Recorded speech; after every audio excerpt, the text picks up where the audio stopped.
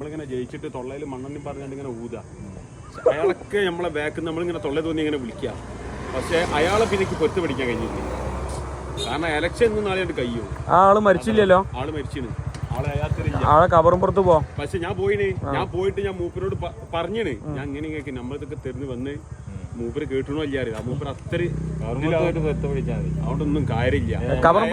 എന്തിനാ അതിന്റെ ആവശ്യം? അയാത്തുള്ള ടൈമിൽ ഒരു മനുഷ്യനെ വെറുപ്പിക്കാന്നാ പോരെ.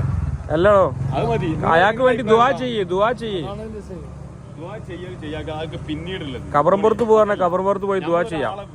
പറയാഞ്ഞാ മതി. എലക്ഷൻ ഒന്നും നാളെ കഴിയും. പക്ഷെ നമ്മൾ ഇത് നല്ല ശ്രദ്ധിക്കണം. ഏത് ഈ കാര്യങ്ങൾ ശ്രദ്ധിക്കണം. പാർട്ടിക്കാർ നമ്മള് വ്യക്തികളെ തൊള്ളേ തോന്നിയ പറയല് അത് വേണ്ട. നമ്മളിത് എലക്ഷൻ നാളെ കഴിഞ്ഞിക്കാണ് മറ്റന്നാൾ പോലെ മുഖത്തേക്ക് ചിരിക്കാനുള്ള അതൊരു മനസ്സിന്ന് പോകൂല.